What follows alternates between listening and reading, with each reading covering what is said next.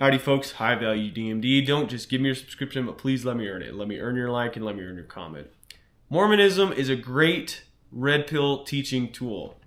Allow me to explain. You may be wondering, why on earth are we talking about something so random such as Mormonism involving red pill content? Well, to tell you the truth, at one point in my life I was very, very interested in this religion. I did a deep dive into the religion, just like I did with Islam previous to that. I'm a Protestant Christian. I haven't changed my belief, but I admire Mormonism quite a lot. And there are some values that you can take from religion when you are shaping your whole worldview. And red pill content, MGTOW content is a worldview, really. So allow me to delve into this further with you guys. If you don't know much about Mormonism, it was a religion founded in the early 1800s. And essentially, I'm not going to get into all the beliefs, but what you need to know as a young man, Mormonism is a very male-centered religion, so to speak. The male in a family unit is highly, highly regarded.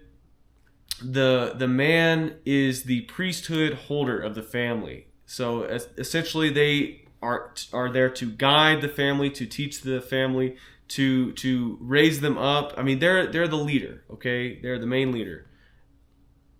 And something unique about Mormonism is that young men, starting at 18, they're expected to go on a 2-year mission anywhere in the world to spread their faith and religion. Now, in my background, back in early high school to early college, it wasn't uncommon for people from my church that were my age to go to Peru, is a common one, a popular one, different places in South America to talk about biblical Christianity, canonical, orthodox Christianity, so to speak. But typically only for like a week, 2 weeks, maybe a month. Okay? Not super long. What is expected in Mormonism is literally 2 years in length. You are going to go somewhere, could be in the United States. If you are, if you're really up for it, you can put in for a foreign language. I wasn't born in that faith, but I think you can show preference to go somewhere to learn a language if you show aptitude for it. And you can literally go 2 years, be dropped there. You'll have some language training before you get there. Fun fact is there's a lot of people from the Church of Jesus Christ of Latter-day Saints, the Mormon Church, that are in the CIA and in the government because they learn a lot of languages. Actually, some language schools in the government and the military have modeled their language school after the missionary training center that the Mormons have. And there's a whole thing about calling them Mormons. For this video, I'm going to do that, but I acknowledge that they don't like to be called Mormons these days. So where am I going with this? These guys go on like this impossible journey. Okay? They are doing that because it is a rite of passage and it's expected. And coming back from a mission is going to make you so much more desirable by the young women in the church, because the young women are looking for, like every young woman's looking for, they're looking for someone that's strong, that's capable, that is outgoing, that has the ability to take care of them, that can provide. And so, and there's some religious faith aspect elements to having the return missionary. I don't know everything about it. I'm giving you my take on it. But it's just attractive, right? It's an attractive thing. Especially if somebody comes back speaking another language. Oh my gosh, that's incredible. That's something to say about such development in someone's skill set. These guys, they leave as boys and they come back as men, really. That's one way to think about it. a red pill to take from this is the people that come back from missions without completing it or doing a vast majority of it, say they get sent back early because they get sick or something. There's no shame in that. I know a guy that came home like a month or 2 months early because he was sick, but he did his job. He learned the language. You get bonus points if you've baptized more people. Essentially, it's not for the missionary exactly, but it's for the people, obviously, to bring them into the church, to baptize them, to ensure that they go to heaven as per the Mormon belief. But major street cred on the dude that does it, right? If you come back early, dishonorably, that's a huge red pill, because the truth is it's going to be harder for you to find a woman that is going to want you, okay? People don't want to be around failure. People don't want to be around someone that just failed to launch. They want the winner. They want somebody that has a positive trajectory.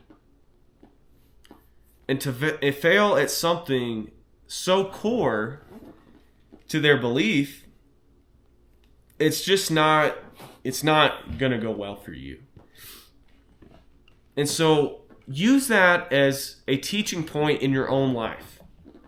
You as a young man, really a boy, if you are a boy or you're 20 something, maybe you're in your 30s, you need to shape yourself into that man that a woman wants to be with. And perhaps it takes something like a really hard task. Maybe it's not necessarily going to an entirely different country, learning a different culture, and essentially doing a sales job, getting turned down left and right, perhaps getting some success. Maybe it's not that. But you need to have some sort of task at hand that is going to push you farther than you have ever gone before.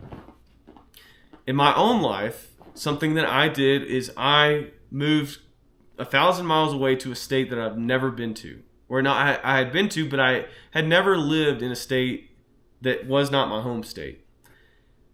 I did a master's degree to improve my application to get into dental school, which was my dream. That was the hardest thing I've ever done, the scariest time in my life. I went $30,000 deeper into debt for a chance to achieve my dream. And I did it. And then I finished dental school, and here I am. And then my next journey is I'm going into one of the hardest residency trainings for dentists out there. It's oral and maxillofacial surgery. Actually, bar none, it's the hardest dental residency, and it's up there against some other medical residencies and difficulties such as like general surgery or neurosurgery. So that is my 2-year mission, so to speak. That is my really hard task that I have undergone. And people see what that means. People know what that means. And my fiance, she is a very humble person. She does not expect to be rich. She does not expect to be given all of these luxurious things. But she saw me in my journey that I was growing and building and had this momentum. And that is an attractive thing. Of course, she likes me for who I am. She likes me for my personality and many other aspects. Okay? But that thing gave me the confidence to propel me forward. So you in your own life, you need to ask yourself, where am I going?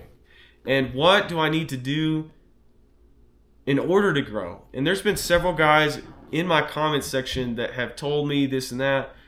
This is where I'm at. Nothing is going right. And I just tell them, sometimes it requires you to completely change your environment. Change your location. Do something that maybe seems unorthodox.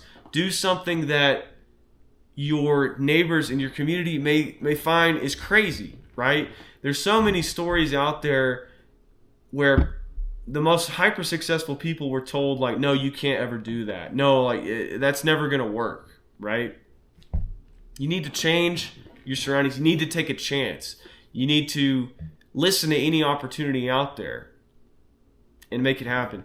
Use the Mormons as an example. They get a lot of flack, and they get joked on a lot.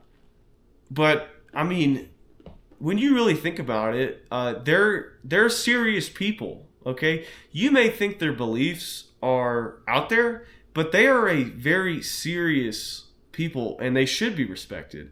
Look at these young men. Look at what they're doing.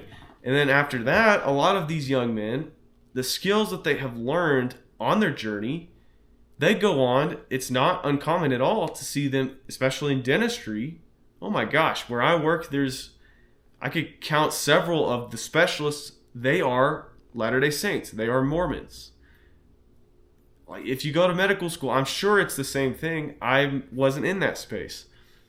They tend to be successful people by the metric of being doctors, being lawyers, being business owners, leaders. They rise up in their church. All of those aspects. You find those people there. So whatever you think of them, you need to evaluate what they are doing right. What they're doing right. And I can tell you, at least in the Baptist sphere of things, we are getting, as far as like the success of our young people, we're getting circles run around us in regards to the young people in the Church of Jesus Christ of Latter-day Saints. A lot of the young people in the Baptist circles, they just don't seem to have it together. They want to go and attend these unaccredited seminaries and be like a youth pastor and all this. Hey, guys, let's be honest, okay? That's not where you need to be, okay? You need to be looking into leadership roles that are higher than that. You need to be striving to go on to like legitimate seminary. If you want to be a pastor, go to the best seminary there possibly is. I've heard that Duke Masters of Divinity is like an extremely, extremely respected seminary school.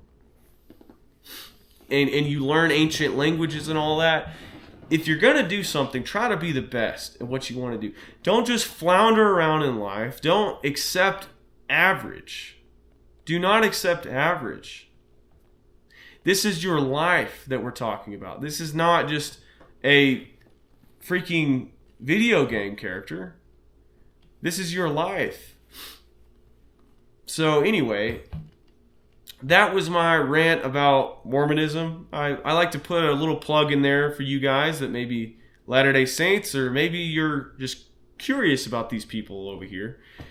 And so with that, I hope I earned your subscription. I hope I earned your like, and I hope I earned your comment. Let me know what you think below. Are you at all interested in Mormonism?